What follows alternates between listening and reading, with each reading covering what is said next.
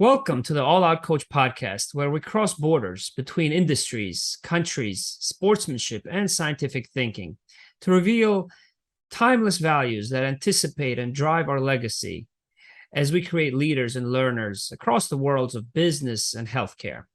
I'm your host, Tim Mikhelishvili. 4 years ago, during a turning point in my life, when I was working at a startup company, I somehow found myself in both one of the most difficult and most exciting moments of my career at the same time, leading a culture and values initiative for the medical division of my organization, yet finding that I had no opportunities to develop personally and professionally.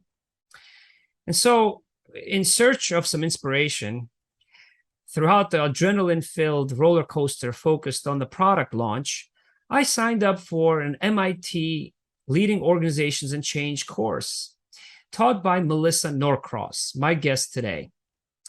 And her passion for not only leadership and business, but teaching was exactly what I was searching at the time. And it played an instrumental role in accelerating my own journey towards leadership and learning. Melissa Norcross is an accomplished senior executive and consultant with more than 30 years of success on 3 continents across the financial, technology, and management consulting sectors. Throughout her career, she has held leadership positions at organizations including USAA, Collaborative Gain, and McKinsey & Company as well. As a former chief strategy officer and veteran operations and strategic consultant for firms including McKinsey & Company, her work spans across different industries. She has led operations and helped organizations improve their performance, their engagement, their sustainability, cut costs. Companies like USAA, as an executive director of strategy and planning, where she led the talent and culture strategy at USAA of a greater than $600 million division with a staff of over 2,200 employees. She helped Fortune 100 companies across pharma, tech, and financial companies to build and architect their portfolios, identify high potential products as well. And she continues to teach and share her expertise with her chief executive C-level peers in the Collaborative Gain network, where she counsels top executives and helps them improve their operational performance. She continues to research and teach on team performance, organizational change, and humility. Melissa holds BS in engineering from MIT, an MBA from Harvard Business School, and a PhD in values-driven leadership from Benedictine University's Center for Values-Driven Leadership. And today I'm very excited and honored to have Melissa tell us about the ultimate reasons and outcomes of inspiring and measuring team performance and how teams collaborate and compete as well. Melissa, what an honor to have you on the All Out Coach show. Thank you for being here, for accepting my invitation. I really look forward to our conversation. I do as well. And I'm thrilled to be a part of this journey. I think one of the things that Tim knows about me is that I am super passionate about not only continually improving myself, but making sure I'm constantly reaching out to others around me so that we collectively get better together, whether I'm working with you or working next to you in a parallel organization. So I'm thrilled to be here. Yes. I know that you have also your own consulting firm called Optimus. Yep, Correct. I work with 2 different consulting firms, Optimus on the tech side of things, on cyber side, and Ad Lucem Group. Both of them I am pleased to have helped found, and they are both committed to organizational performance and improving what we're doing as leaders and as teams. You know, thinking back to that course that I signed up for, and the Leading Organizations and Change, I remember that I didn't want the course to end. I was sad when it concluded, and I wanted to create that bridge with a lot of the other executives who had taken that course. And so I when I think about that course, I also think of it as a team, a learning team. So I'd like to begin by asking you, what makes those most innovative and memorable teams stand out to you today as you look back at your career? Yeah, I think I have the same experience that probably everybody else has. At some point in our lives, in our career, we're part of something really special, something extraordinary, a team, and it's always some kind of team experience where you both individually and collectively performed in an extraordinary way. You did more than you thought possible, and you came together in a way that was surprising. And it almost felt like the team itself acts as a force multiplier. When I think about these kinds of teams, I think Miracle on Ice, Navy SEALs teams, sports teams that were individually, you do the math and it looks as if they might be okay. But when you see them together in action, when you are a part of that, you all of a sudden realize there's so much more here than I anticipated. And they have a few things that are special about them. And one of my teams personally that I have is I was always a part of a rowing team. And there's a term they call swing. It's that sense that the boat itself begins to move in a magical way that you create when you are in perfect harmony. Mm-hmm. And I think we've all been there in that one moment where you just feel when you're rowing in a boat, you just feel light. The work feels easy. The progress feels more than you imagine. The plays run well. And this is true, on the technical side as well. We have those moments when the innovations and the breakthroughs just happen in such a regular way, and we feel like we can get ahead of schedule. We can perform more and deliver more than we thought possible. And I think the secret sauce to those are you have brought together groups of highly capable individuals, but you've done it in a way that they're focused on a superordinate goal first and foremost. It's about how the team is doing, what the game score is, not what your individual performance is.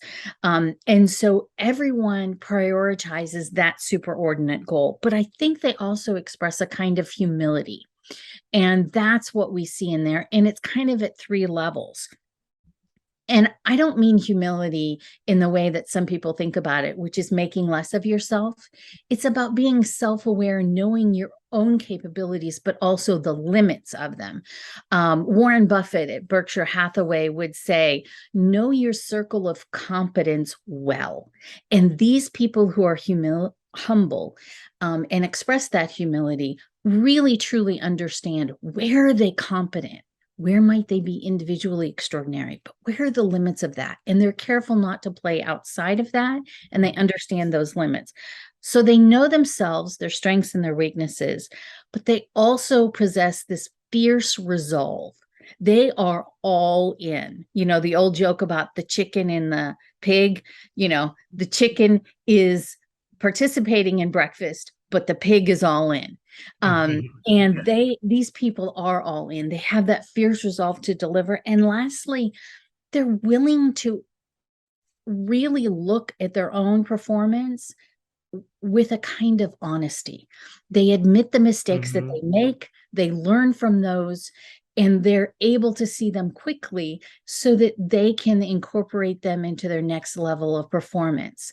If you think about a golfer who is able to reinvent themselves, a scientist who's able to quickly say, I was going down this path in a wrong way, an engineer who needs to discard a component of a design and move forward quickly, to be able to separate yourself from that disappointment as you see that failure really makes a difference in your ability to get to the next level. Mm-hmm. Yeah. As we talk about some of the specifics of how teams compete and collaborate, I thought we'd start with some conflict first. An intriguing kind of topic to begin with: conflict resolution, as we go from how agreeable or disagreeable individuals are to then the dynamics that we build, the operations, the tools we create, right, and then the metrics as well, and the outcomes. So in that kind of format, I want to ask you, what really makes some of those most innovative teams from a team dynamics perspective? Is it that they're most agreeable? Is it that they're disagreeable with each other, or that they're just simply most talented? Yeah. In some ways, it's none of the above, right? For me, those best teams are the most committed to getting better.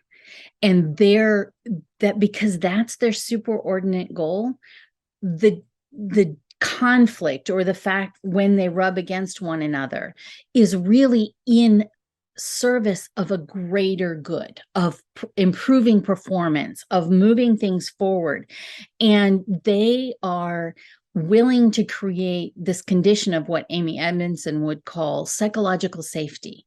Mm-hmm. They make it safe to highlight mistakes. And she first sort of discovered this and focused on this when she was working with teams that were medical teams, in hospitals and scientific teams, where there's a certain hierarchy, right? There's the star player, or the doctor, or the chief engineer, and instead they eschewed the normal hierarchy and instead came to it as individuals, and each valued the other's perspective, and they were able to both create friction by offering different opinions, but there was a collective value on their different opinions. And so when the nurse spoke up and said, "Doctor, I disagree with that. This is what I observe," he could respect her point of view and see it from that point of view. And so it's less about agreement and disagreement, and more about diversity of perspective, and having the chutzpah, really, to value someone else's perspective and try and understand what's behind it when it disagrees with yours. And so there has to be that disagreement on content, but there has to be an agreement about how we show up together to pull that data in, and a value we place on each and every person's opinion and capability and expertise. Mm-hmm. Yeah, I think it's an important distinction you make between the actual outcome or the process of the disagreement to the value of it, how we perceive and how we respect each other's opinions. Yeah, and absolutely. So from an operational standpoint, looking at conflict, for example, right, or dynamics, diversity, and inclusion, how do we create the intersections between departments or norms of communication to make sure that we have that psychological safety? And I think this first and most important way is this overarching goal. And if I go back to like a Navy SEAL team or a sports team, it's really easy to see. But and that is that they have a common goal, a common enemy, a common competitor. And that is the most important thing. And what we're trying to do is make sure that is the focus. And rather than the individual thinking about, how do I measure my own performance, what you're thinking about is that overarching goal. And that's true of departments. And so when I think about this, what I'm going to show this thing is the fact that when we're all aligned, and at an individual level, when we're focused on the organizational goal and we're all connected, we're all on the same team. And so it matters then less about competing with a department or another place, and instead how you see through your personal position, your team, your department or group, through to the organization's objective, and keep that in mind. I think the other thing is that we have to really focus on coming at it with curiosity instead of competition, and innovation instead of selection.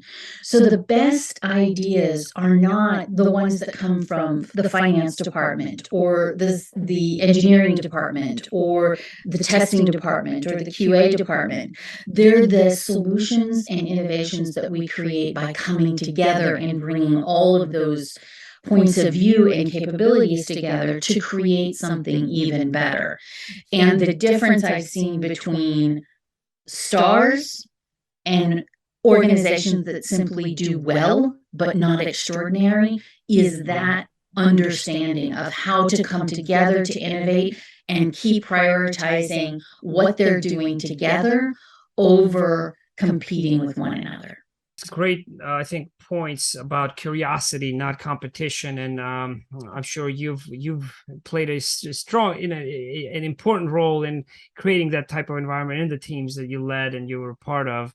Speaking about the team dynamics a little bit more, and how you manage individuals, you mentioned organizations and individuals. Individuals have different types of backgrounds and universes that they bring to a team, and then motivations as well as personalities.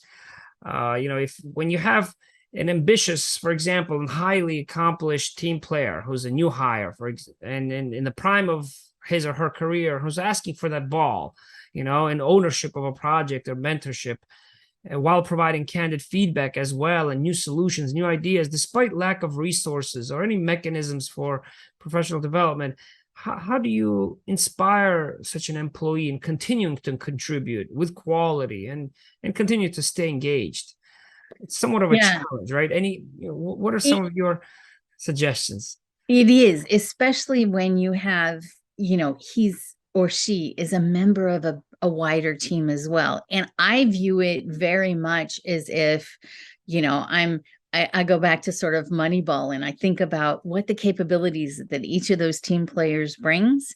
And I want to value that, take advantage of that, and also make sure that the first thing I do is maintain that psychological safety for my team. And the first thing I want to do is make sure that there is one and only one set of rules that I apply to everyone. That doesn't mean everybody plays the same position, has the same amount of playing time, but, scores the same number of goals, leads in the same way. But I want to make sure that there's a sense of fairness that is maintained across the rest of the team. Once I've got that, then I want to think about how I toggle between maximizing individual performance and maximizing team performance, and what capabilities that individual needs. When I think about bringing in a new person, I often think back to myself as I was starting my career and what I needed. And there were so many things that I wasn't incompetent. I knew certain things, but there were so many things I didn't know. And so one of the things I try and do is truly sit down with each of these individuals and have honest discussions about what they're good at, what they're capable of, but also what gaps they need to fill in. And I try and start that with where they want to go and what they want to be long term. Because if you're just looking to excel in one role, or maybe by delivering a certain breakthrough or a certain functional area, that's one thing. But if you're looking to be a general manager, you need a full set of skills and the ability to understand how things work at a much different way. You need mentors who have been around the system a lot longer. And so I start to think about, how do I round out the full portfolio of capabilities that they need? So I assign them hard tasks, but I try and assign them to those challenging tasks and those responsibilities in parallel with other people who have a different perspective on that, who can coach them through the things they don't know yet, so that you end up with two things at the end. You end up not only with that individual having delivered on this, but you end up with a team, not just that individual, but other people who now have additional skills that they didn't have when this project or initiative started. And that's how I think about it.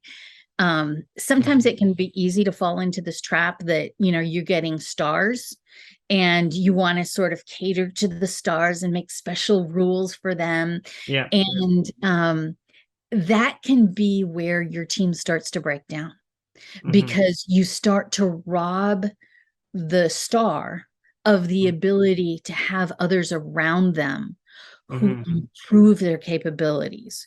You break down the culture of psychological safety that you have. You also are then dependent on a single point of failure. And that's never good either. But more importantly than that, the first thing I think of is, am I doing this person a long-term disservice by how I'm assigning them? Or am I structuring the work so that longer term, they will become the people I want to work for and who do extraordinary things? Yeah. I created a continuum, trying to visualize this dilemma of aspiration to ability to responsibility, because my hypothesis is that when there is a difference between, and that difference is significant enough between abilities and responsibilities, that's when you have lower quality, a decrease in quality of engagement and performance. And and I think those individual conversations, those honest conversations that you just talked about, are a great start where to really discovering how you can match them as well as possible to express the full potential of each individual and maximize individual performance in order to do the same for the team. And I heard also Adam Grant talk about this interesting point of optimal distinctiveness, is what he calls it, where he believes that every employee needs to feel like they're distinct enough, that they have that unique personality, that they contribute to a team that they also belong to, at the same time as the organizational's goal is for them to contribute to a team. But so where is that balance between being that individual, being that unique individual, and a contributor to a team is often challenging, particularly when there's lack of resources, I think, right, to develop people professionally. And did you find yourself creating resources when even when they were scarce, for example, in more, let's say, startup, smaller organizations? Do you find that it's the resources or the time is the reason maybe for a challenge for developing individuals? So I think too often we look at a problem and we see the constraints and not the possibilities. And what happens is, people can look at something and say, well, there's only one project, either this person leads it or I lead it, and it's a lose-lose. And, either I get the project and the organization loses this person, or or their contributions, or vice versa. And I think that's a false dichotomy. And I think it presupposes that we as leaders can't innovate, that we as teams won't innovate. And instead, I try and look for what's the solution, what's the innovative solution in which it's a yes and. We all get what we need. We have these individuals who are amazing And yet there's time for others to contribute, and there's things we get out of it. I think if I think back to, playing hockey with somebody like Wayne Gretzky, I mean, there is this sense that, well, I lose because I don't maybe score as many goals or whatever. But if you unpack that, what you realize is that you get the opportunity to grow in unique ways. And Gretzky, just like many of your best team leaders and individual contributors, will find ways to coach and mentor others through it. So what happens is, by the time you get to the end of that project, everybody has gotten a chance to lead. Everyone has gotten a chance to develop fundamentally new skills. And if we think about budget constraints, it's usually not the money. It's usually not the number of projects. It's usually, and sometimes we'll say, well, there's not enough time. But in actual fact, there's plenty of time. Yeah. If you take the perspective that it's possible to do multiple things at the same time, I can lead this in such a way that I have certain expectations that multiple people will do simultaneously, that we will develop new skills, that each person. So I try and manage it at both levels. What am I looking for the growth opportunity on this initiative project against this objective for each individual, so that they can continue on their growth path? And what am I looking for collectively, so that everybody has this great experience? And you should be able to set up sort of this continuous cycle of learning where by the time you finish with a project, every single person has had the ability to do something that grows them as well as the collective performance. And if you're not doing that, I would argue you need to rethink your role as a leader, because that's what good mentors, good coaches, good leaders do. Yep. They're constantly looking for that. Yeah. How does onboarding and training predict long-term engagement? I think in some ways, onboarding is like a first impression. It's like your first chance at shaping some things. Yeah. And what you're able to do with onboarding is set a level playing field and set some expectations, right? When you walk into that class or that team or that environment, you are the new person on the block. And I think the way you need to set that, the most important thing is in onboarding is not, frankly, it's not to train people in how we do things, what we do, what we, give them skills. It's about teaching them and onboarding them into your culture, so that what you're doing is demonstrating what acceptable behavior is, that we support one another, that we create a safe environment, that we strive for excellence, that we work together and collaborate to do those things, and that we learn together, and you create that tone of constant learning and building for one another. Then you start the content onboarding. And that would be the only thing. If you don't do that up front, you pay for it later, right? If you allow, and I've worked with them too, if you allow the rock star scientist to walk into the team and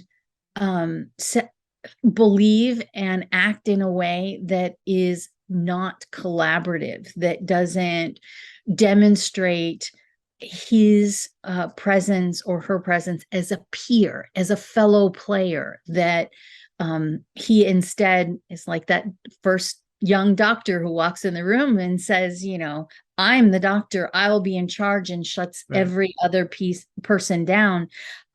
If you let that happen, you have not only broken your team, but you have set that person up for failure. If instead you focus on that culture, then there's content next. It's hard to undo that first level setting if you get it wrong. If you forget if you don't cover as well the content of the company and what they're focused on and the scientific depth of this breakthrough or that breakthrough, that you can fix easily. The other is a little harder to fix. Yeah. So we spoke about conflict as well as team dynamics. Now I want to switch gears a little bit to talk more about operations. And I know you've worked in so many diverse environments. Yeah. You've helped a major Polish bank institution dramatic profit and growth. While you're at McKinsey and Company, you designed HR restructuring strategy there. You've worked at USAA, where you developed different KPIs, dashboards, and accelerated goal achievement as well. So what were some of those techniques in the different environments that you used? Can you share, maybe give us a glimpse of some of them? Yeah, I mean, each situation is very different. And it is unique, but some of the themes and some of the checklists that I go down mentally are the same. Okay. The first thing I look to do is unpack, how are we making decisions? Are they smart? Are they data-based? Are we using data in order to make sure we're making the best decisions possible? I was working years ago at a pharmaceutical company, and the biggest thing we unpacked is that it was really tough to tell which scientific projects to sort of put our money on. And that was a decision-making process that wasn't yet mature. And so we put a lot of effort into maximizing that. When I was at a software company, the data and analytics we were using to understand profitability of product lines and other things wasn't as strong and as well communicated and easy to digest as it should have been. So those are sort of two examples of where you need to think about, are you getting the right data to the right people to make smart decisions? And that's usually it's usually the data connecting to the decisions that's the problem. It's not that people want to make bad decisions. Nobody ever wants to do that. Yeah. You make the best decision with what you have in front of you. And so often the challenge is making sure they get the right things in front of them. Now, the second thing I look at is sort of being laser focused on doing what matters most. Less is more. If I try and do 12 things at the same time, chances are I'm going to do 11 and a half of them really badly. If instead I focus on one or two things, or no more than a handful, and my rule of thumb is if it's more than I can remember on my hand and count down, it's too many. Because your switching costs take over, you're not able to focus, and that's true at organizational levels as well. So the thing I love about Agile is it flips the script. Instead of trying to do 12 things at once, you do one or two things at a time. And then when those are done, you do the next one or two things. And that's sort of my second principle. My third one is that I want to put in place clear success metrics with early warning signals for when they're going off track. So if profitability and employee engagement or customer satisfaction is let's say profitability and customer satisfaction are my lagging indicators. Those are what I'm trying to maximize. I want some leading indicators in place to understand when things could be starting to go off track. Is the market starting to slow down? Are small things? Are my employees dissatisfied? What's going on there? Because those are usually early indicators that something's not quite right.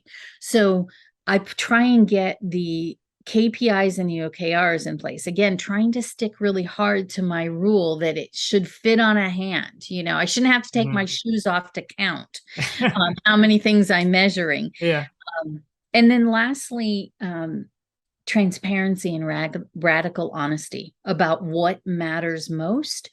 And it's not and I think we can often get wrapped around the axle trying to make too many things count. But the simplicity for me of sports and sports analogies is that Sure. you always know who won or lost the game, and you know why. And even in sports, while you measure the score, you also look at sportsmanship and how they showed up. And those two things are the same metrics I use for every business I'm looking at. What does success look like? What does winning in the market look like? And how do I make sure I'm doing it as a good sport, with character, with integrity? And we all have that moral compass that tells us what's it like to be extraordinary in those dimensions. And so doing both of those at the same time is the other thing that I try and make sure everyone understands how they will be measured individually. And I go back to sort of those overlapping circles individually, at the team level, at the department level, and at the organizational level. Yep. We should know what winning looks like. Yeah. Yeah, there's a few points that you brought up that I want to just address also. The database decision making. I think nowadays we're blessed with how much data we have. Right? We might be cursed by how much data. Blessed and cursed also at the same time, right? Yeah. And where our reality, I think, is more exposed than ever before to our decisions, and so it's just how we use that data, right? And the second point that you mentioned about focus, being very focused, is so difficult to do these days. And I had a previous guest on All Out Coach. He has an engineering background as well, by the way, and he talked about some thermodynamics kind of theories, and he made a distinction of being disruptive but not being disorderly, which sometimes startup companies often confuse, right? And they, instead of creating energy, they create entropy, is how he phrased it. And I love that. Yeah, and I like that second point that you brought up, and it's it seems to be a key to your success, right, in your career. And just to reference the previous guest, whom I probably should identify, his name is Dan Reardon. Dan Reardon. He's also an entrepreneur, helped various different startups. One follow-up question I want to ask that I was curious about was your success in identifying high potential products in pipeline as you were architecting the portfolios of various pharma and tech companies as well. Yeah. What do you attribute that to your operations and KPIs, or your analysis, or which one of these, let's say, were most helpful in identifying what product a company needs to invest in most or first? I think they're all important, but the way I think about it is you have to be really transparent about what success looks like. And you got to understand the market super well. And when I look for those success metrics, I want to define them carefully enough, especially when I'm evaluating an individual project, to understand that potential. Because if I don't understand what my customers want, where my market's going, and I don't have data around that, everything looks good. What is it, the old adage? If you don't know where you're going, every road looks good. If you do know where you're going, some of the roads might look good, but look really hard at the quality of that road as well, and what each individual project has the potential to succeed for. I wouldn't want to presuppose, any path. At the same time, I think that the place organizations I've seen fall down more often than not into making a bad decision is, and there's been lots of research done on this, and Kahneman is great on this, but we often think we know, right, and look for data that confirms that. We get that confirmation bias going instead of looking at the data and asking ourselves that honest, transparent question, where is this? Yeah. And will it meet the needs of what's in the market? And being open to the fact that new data may emerge next week that I didn't know before that could change the decision. Yeah. And that can be really hard to look at with an openness of mind. Yeah, I see. So, yeah, it seems to me you truly apply both the sportsmanship principles and that scientific thinking, Yeah. the scientific method in your techniques, in your approach, which I think I share with you wholeheartedly, by the way. And yeah, I really appreciate and also our passion for teaching is something you and I think have in common, for which I'm very grateful. Again, I want to ask you, Melissa, also about the role of performance metrics, since you've already touched on them. How did those KPIs in particular impact team collaboration or interdepartmental rivalry? Yeah. KPIs are interesting things. They have often unintended consequences. And I'll use an analogy. And it's my favorite thing about the sport of hockey is that when you gather stats, you get a point for the goal if you make it as an individual, but you also get a point for the assist. Yep. And I think that fundamentally shapes how people show up on the ice. And I think the same is true for organizations. That when, unlike baseball, basketball, other sports, when that goal counts, even if you don't do it, you have what the right thing to do is. Working together, collaborating as a team is the most impactful way to play the game. And it's the most impactful way to show up. But having KPIs that don't fly in the face of that and that instead reinforce that matters.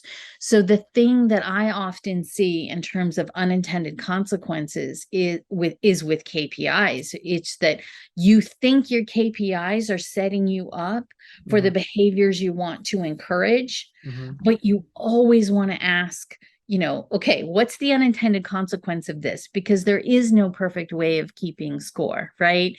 There is no perfect way. And so you want to, when I set up, the KPIs to encourage the behaviors I want, then I try and take a step back and say, what are the unintended consequences of these KPIs? Worst case, what would happen if they did everything exactly the way I'm intending it to do? What would happen? And could that be a bad thing? And in most cases, it is. So the way I think about it, and John Van Manen talks a little bit about this, who started out as an ethnographer, and in the days when management science was more scientific or trying to be, and he would say it's art and science. And I apply that same principle with KPIs and OKRs, is that I want a strong enough culture that says what you do matters, and here's how I'm going to measure that. But half of the way I'm measuring you is on how you do it and how you show up, so that acts as the check for that and balance for the OKRs to make sure it's understood that I expect you to collaborate. I expect you to do these other things. And so that moral compass can offset an OKR being taken too far to the extreme. Yeah. I'm not sure that's a perfect solution, but that's the only one that I've found that helps offset the fact that it can be hard to set these OKRs perfectly the first time. Sure.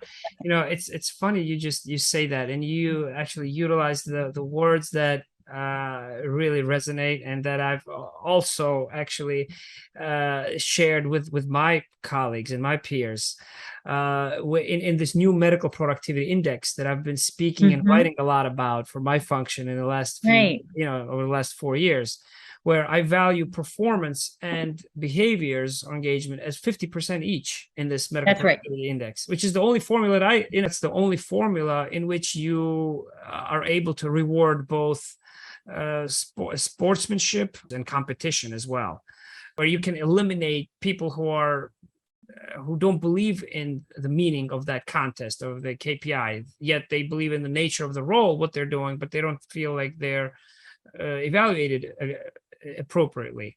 Or sometimes you have, I think, cases where you are told that this is the competition, particularly in my function, which is not a directly revenue generating medical function. We're there to educate and to physicians and share information. Right. And that's why metrics for us has been somewhat of a nebulous kind of concept. Yet I believe you needed some kind of estimate of the relationship between activities and outcomes. And so often what happens, I think, is that you're told that that's your goal, that you're told to kind of run a 100-meter dash, but you're not told where the finish line is. And I think that leaves a lot to misinterpretation, which is why a lot of the medical teams in pharma struggle with communicating their value, which I'm trying to solve. And so I was so glad that you to hear that, and from you about the role of behaviors as well as performance. And I want to ask you to define OKRs for those who may not. Objectives and key results. So objectives and key results. So they're different from KPIs, or? So the KPIs are key performance indicators. Right. So the objectives and key results, think about them as they're sort of the description that connects the strategy through objectives, key results, and then you measure them with the key performance indicators. So all it is that sort of structured way of having the whole thing focus on the long-term strategic objectives. The one thing I want to add too, when you're talking about the what, and this gets back to some of the research that Amy Edmondson has done around sort of wicked hard problems and high performing teams in things like medical, scientific, and engineering spaces. And what she recognized is that team learning behaviors and individual learning behaviors, those are hard to measure in the short term, but ultimately it's what drives performance in the long term.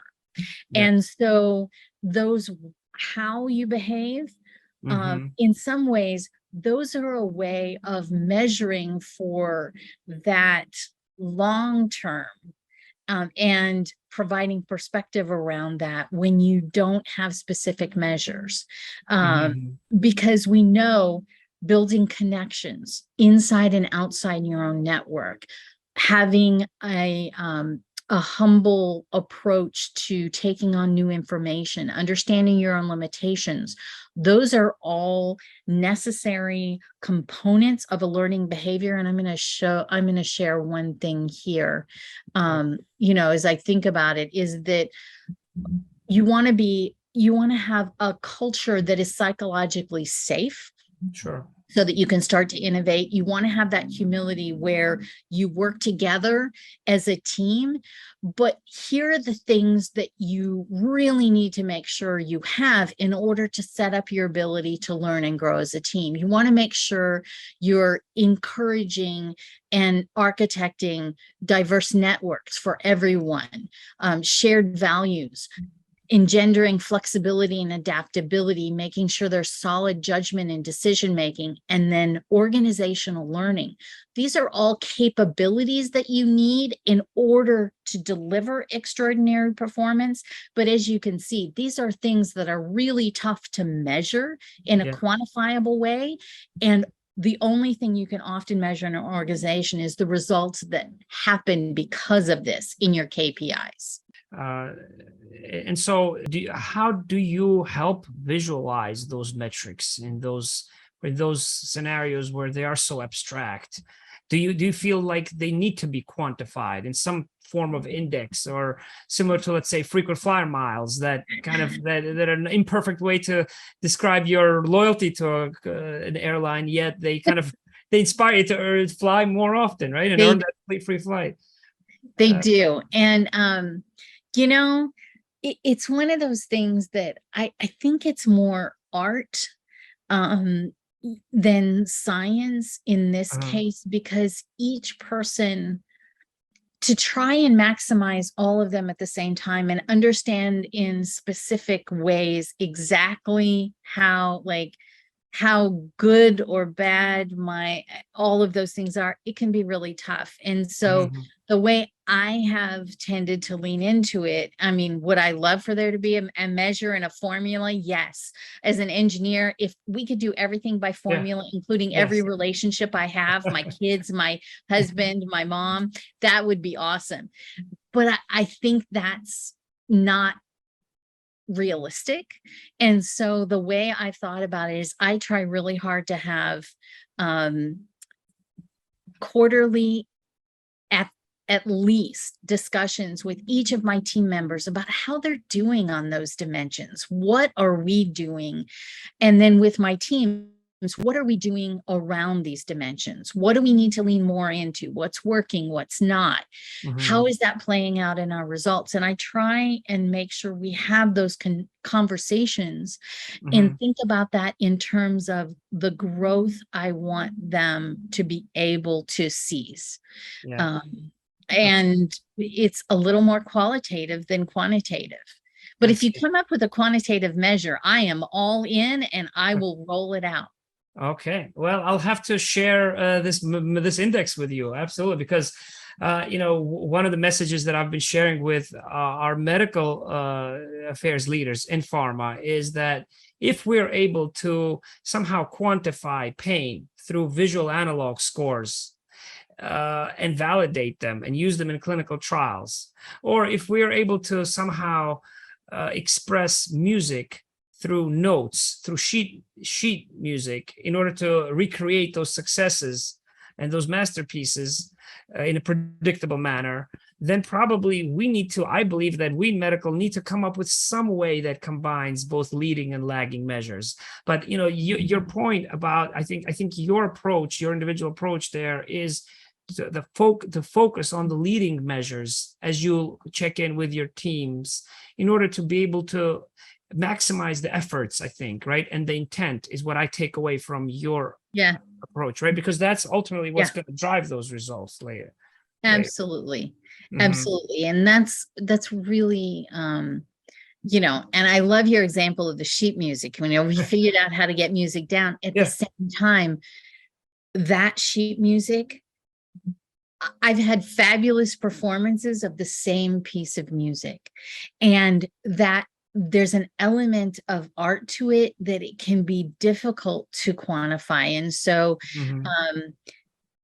I tend to embrace the limitations of each approach and try and offset it with something else, because how I feel hearing that piece of music, fundamentally different in different ways of performing it. And so things that might work for one individual in one team might not work for another. They might not be as moving, as effective. There's that humanity that it both makes us extraordinary as individuals and as teams and as organizations, and makes us complex and hard to lead. Well, we talked about a lot of different, I think, approaches and elements of teams, of not just building and belonging to teams, as was the focus in one of my previous episodes, but in exploring how they collaborate and why we need to measure and inspire, right, collaboration and competition. I want to get to the outcomes a little bit, and what I've found is that some of the leading business management cases of some of the most successful companies, even ones that don't have any hierarchy, like in W.L. Gore and Associates, for example, with Bill Gore, or Paul Pullman, who came into Unilever, or James Rhee, who came into Ashley Stewart. They transformed their organizations while changing the norms of communication, but also they featured metrics. Bill Gore had only a CEO and no hierarchy, and every single employee was asked to rank 20 or 30 of their colleagues. And they were matched with a new hire that they were incentivized to ensure their success as not just a mentor, but as a sponsor, for example, right? And that company hasn't shown an annual loss in over 6 decades, for example, right? When you lead with the values, with the initial talent strategy that you've led, what have been some of the outcomes? Directly. Most outcomes, and this is where you got to match it to the culture, right? I love your examples, because the business that they're in and the culture they're able to create are intertwined. And so it depends on the business. So where I've seen great outcomes, it's when you focus on what absolutely matters most. And the examples you just provided really do. We don't need the hierarchy because of how we're doing things and what business we're in. In the cases that I've been in, again, very few goals, very high standards that focus on excellence. And the fact that we expect at the organizational level, at the team level, and at the individual level, you to show up and do your very best. The other thing that I've been able to do that has made a performance change is bringing in data around those few things that matter most of all, and making sure we take action that people can observe, see, and replicate. So performance, at one company, we basically took them from almost going out of business to setting the standard for profitability in the whole industry within the space of about 3 years. And that's really tough to do.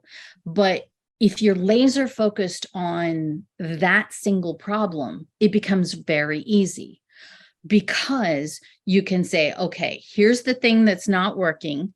Let's figure out what the drivers of that are and begin to implement some changes that will move that forward. You keep score, you look at that, and then you shift what you're focused on.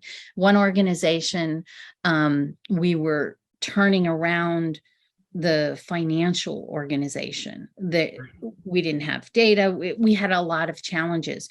So we put together this is what we're doing by calendar in each of the sprints.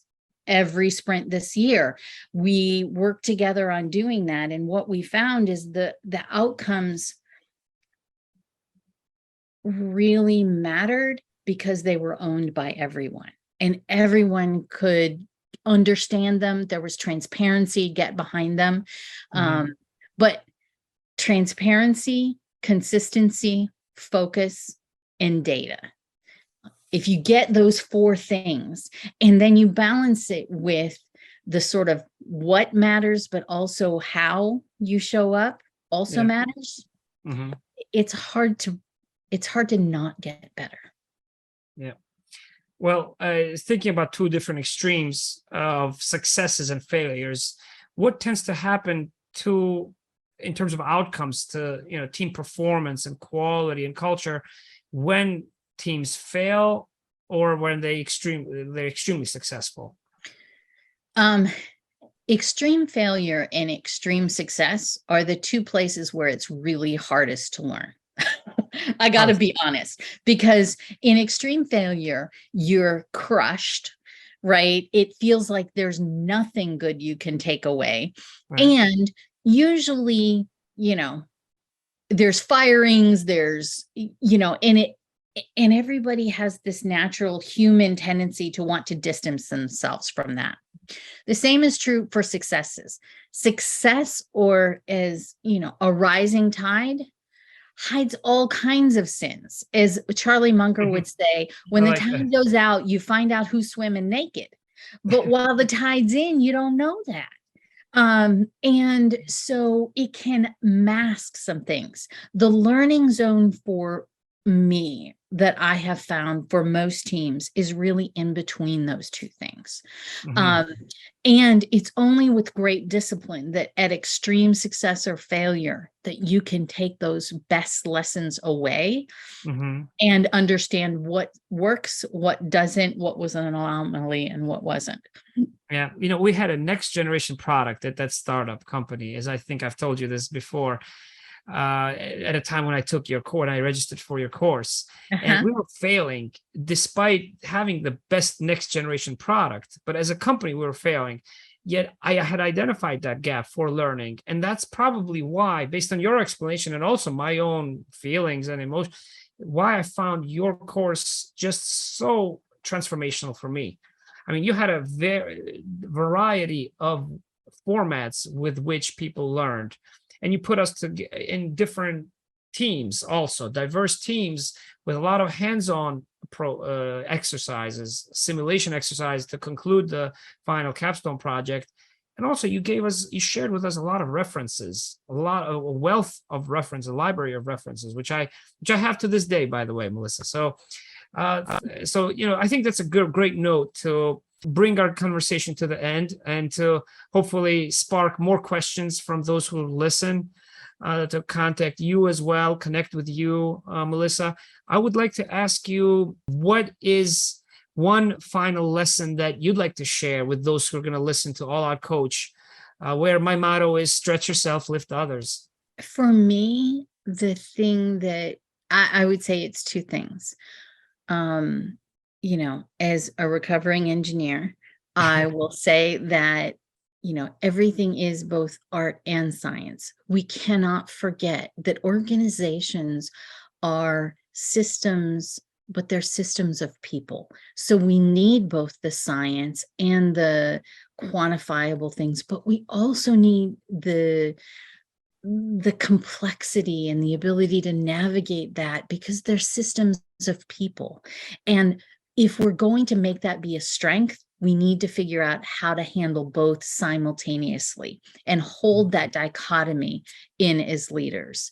The second thing I would say is, for me, I love Colin's work around level 5 leaders, and believe that he really hit on something extraordinary when he unpacked this notion of humility and excellence, and the fact that we have to simultaneously pursue both. That we have to, without the humility, we don't learn, we don't understand our circle of competence well enough to perform well. And without the excellence, we don't have that drive to continue to push things forward. And so those are my sort of two dichotomies that Yeah. I try and navigate most of my leadership with. Yeah, humility and excellence. Thank you very much, Melissa, for your time, for a lot of your valuable lessons. I know I'll be sharing some of my sports analogies with batting average and slugging, and integrating a lot of business management principles into medical, into pharma as well. So I know our conversation will continue, and I hope yours will do as well. Those who listen, please connect with Melissa. She's an inspirational leader who's played a tremendous role in my life and my career, whom I'm grateful to. So thank you very much, Melissa, for being a Thank guest you. on All Out Coach.